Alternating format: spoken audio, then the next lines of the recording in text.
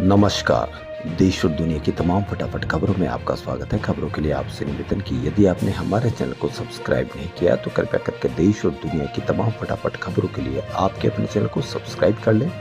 आप सब्सक्राइब करते हैं तो हमें हिम्मत होती है सही और सच्ची खबरें आप तक पहुंचाने की, और उन खबरों को जो आपसे छुपाई जा रही है उन खबरों को आप तक पहुंचाने की। वरना मीडिया में किस तरह की तोड़ मरोड़ कर आपको खबरें दी जा रही है, इससे आपको अंदाजा हो जाएगा। क्या मीडिया पर, आप इसको ऐसे समझे कि क्या मीडिया पर जो आपके बच्चे बेरोजगार हैं, क्या उसकी समस्या बड़ी समस्या नहीं है? तो क्या आप उन समस्याओं को क्या किसी मीडिया पर कोई चर्चा देखते हैं? नहीं देखते होंगे। आप यदि महंगी शिक्षा से परेशान है तो क्या आपकी समस्या बड़ी समस्या नहीं है? आप जैसे लाखों करोड़ों लोग महंगी शिक्षा से बेचैन है, परेशान है, लेकिन आप कहीं पर भी इसकी कोई चर्चा देखते हैं? नहीं देखते, यानी कि वह भी आपकी समस्या मीडिया पर, इसके लिए कहीं कोई जगह नहीं। मीडिया पर जो विज्ञापन दिखाए जाते हैं वो आपकी मेहनत की कमाई के लिए हुए, मेहनत की कमाई जो टैक्स के रूप में आप जमा करते हैं उनसे विज्ञापन दिए जाते हैं। तो इसके बावजूद भी आपकी कहीं कोई खबर नहीं। तो क्या आज की बड़ी खबरें? कांग्रेस नेता और लोकसभा में नेता प्रतिपक्ष राहुल गांधी ने बिहार की कानून व्यवस्था को लेकर आज गंभीर चिंता जताई और उन्होंने बिहार को क्राइम कैपिटल ऑफ इंडिया करार दिया। उन्होंने मुख्यमंत्री नीतीश कुमार पर अपनी कुर्सी बचाने में लगे रहने और भाजपा मंत्रियों पर कमीशन खाने के आरोप लगाए। राहुल गांधी ने कहा कि आने वाले विधानसभा चुनाव केवल सरकार बदलने के लिए नहीं बल्कि बिहार को बचाने के लिए होंगे।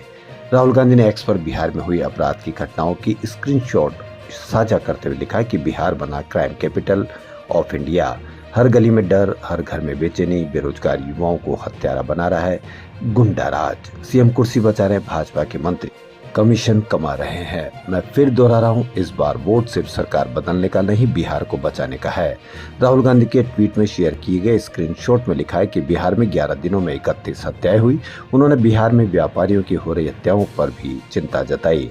इससे पहले राहुल गांधी ने पटना में कारोबारी गोपाल खेमका की गोली मारकर हत्या पर भी भाजपा और नीतीश कुमार सरकार की आलोचना की थी।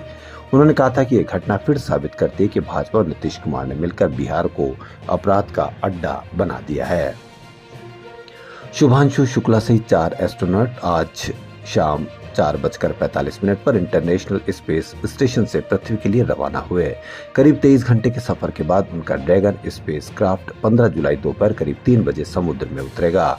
इसे स्प्लैश डाउन कहते हैं। स्पेस क्राफ्ट 263 किलो से ज्यादा कार्गो के साथ वापस आएगा। इसमें नासा का हार्डवेयर और 60 से ज्यादा प्रयोगों का डेटा शामिल होगा। यह अंतरिक्ष अनुसंधान के लिए बेहद महत्वपूर्ण है। चारों एस्ट्रोनॉट 26 जून को भारतीय समय के अनुसार शाम 4:01 पर ISS पहुंचे थे। एक्सियम मिशन 4 के तहत 25 जून को दोपहर करीब 12 बजे एस्ट्रोनॉट रवाना हुए थे।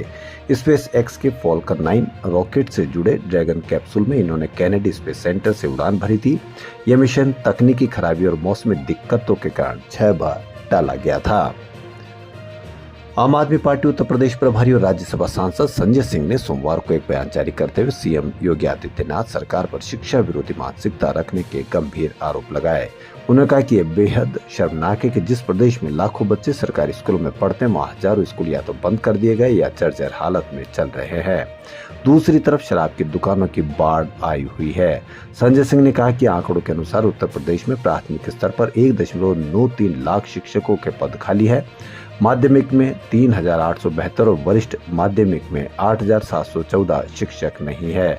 मतलब यह है कि सरकार खुद मानती है कि करीब 2 लाख शिक्षक नहीं है, लेकिन फिर भी उनकी भर्ती की कोई ठोस योजना नहीं बनाई गई।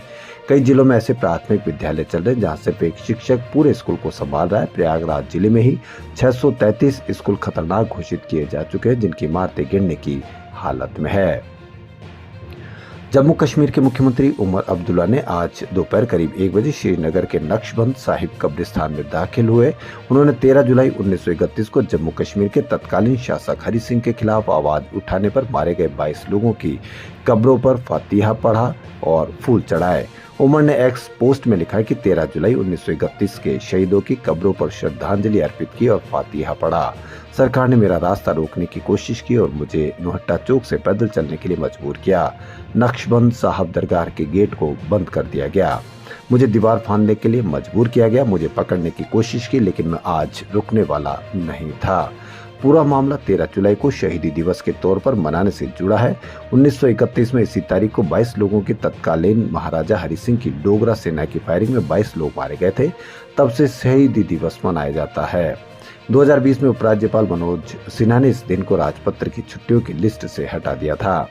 राज्य की मौजूदा सरकार 13 जुलाई को शहीदी दिवस के तौर पर मनाना चाहती थी, लेकिन उपराज्यपाल प्रशासन ने इसकी परमिशन नहीं दी। 13 जुलाई को उमर ने दावा किया था कि उन्हें और उनकी पार्टियों के दूसरे नेताओं को नजरबंद किया गया है। भारतीय टीम लॉर्ड्स टेस्ट हारने की कगार पर इंग्लैंड के खिलाफ 193 रन का टारगेट चेज कर रही टीम इंडिया ने 112 रन पर 8 विकेट गंवा दी है। लंच ब्रेक पर रविंद्र जडेजा 17 रन बनाकर नाबाद लौटे। यहां से भारतीय टीम को 81 रन की जरूरत है। नीतीश कुमार रेड्डी 13, वॉशिंगटन सुंदर 0, केएल राहुल 39 और ऋषभ पंत 9 बनाकर पवेलियन लौट चुके हैं। आज लॉर्ड्स स्टेडियम में चल रहे मुकाबले का आखिरी दिन और पहले सेशन का खेल जारी है। आज भारत ने 58 पर 4 के स्कोर से खेलना शुरू किया है। सुप्रीम कोर्ट ने आज कहा कि पत्नी की जानकारी के बिना रिकॉर्ड कॉल को वैवाहिक विवादों में सबूत के तौर पर इस्तेमाल किया जा सकता है। कोर्ट ने पंजाब हरियाणा हाईकोर्ट के उस फैसले को खारिज कर दिया जिसमें कहा गया था कि ऐसा करना पत्नी के निजता के अधिकार का उल्लंघन है और इसे सबूत के रूप में नहीं माना जा सकता है। कोर्ट ने कहा कि शादीशुदा जीवन में गोपनीयता का अधिकार पूरा नहीं हो सकता। इंडियन एविडेंस की धारा 122 के तहत पति पत्नी के बीच बातचीत को कोर्ट में उजागर नहीं किया जा सकता, लेकिन तलाक जैसे मामलों में इसे अपवाद मानते हैं। जस्टिस बीवी नागरत्ना और जस्टिस सतीश चंद्र शर्मा की बेंच ने कहा कि हम नहीं मानते हैं कि इस मामले में निजता के अधिकार का कोई उल्लंघन हुआ है। धारा 122 सिर्फ पति पत्नी के बीच संवाद की गोपनीयता को मान्यता देती है, लेकिन ये निजता के संवैधानिक अधिकार से जुड़ा नहीं है। केंद्रीय सड़क परिवहन मंत्री नितिन गडकरी ने कहा कि समाज में कुछ ऐसे लोग भी होने चाहिए जो सरकार के खिलाफ केस दाखिल कर सके। अगर सिस्टम में अनुशासन चाहिए तो सरकार के खिलाफ अदालत का सहारा लेना जरूरी है। उन्होंने कहा कि कई बार अदालत का आदेश ऐसे काम भी करवा देते हैं जो सरकार नहीं करवा पाती है। समाज में कुछ लोगों को सरकार के खिलाफ अदालत में याचिकाएं दाखिल करनी चाहिए। इससे नेताओं और सिस्टम में अनुशासन आता है। गडकरी ने कहा कि ऐसा इसलिए क्योंकि जनता को लुभाने की राजनीति नेताओं मंत्रियों के आड़े आती है और वे जनहित में कदम नहीं उठा पाते। गडकरी ने कई उदाहरण दिए जिनमें केंद्र राज्य सरकारों के खिलाफ याचिका दाखिल की गई थी। उन्होंने कहा कि प्रशासन में अनुशासन बनाए रखने के लिए जरूरी चीज है। दरअसल 13 जुलाई को नितिन गडकरी नागपुर पहुंचे थे। वहां प्रकाश देशपांडे स्मृति कुशल संगठक पुरस्कार समारोह में उन्होंने ये बात कही थी। तो खबरों में फिलहाल इतना ही। यदि आपको हमारा चैनल पसंद आए तो लाइक, सब्सक्राइब और शेयर अवश्य करें। धन्यवाद।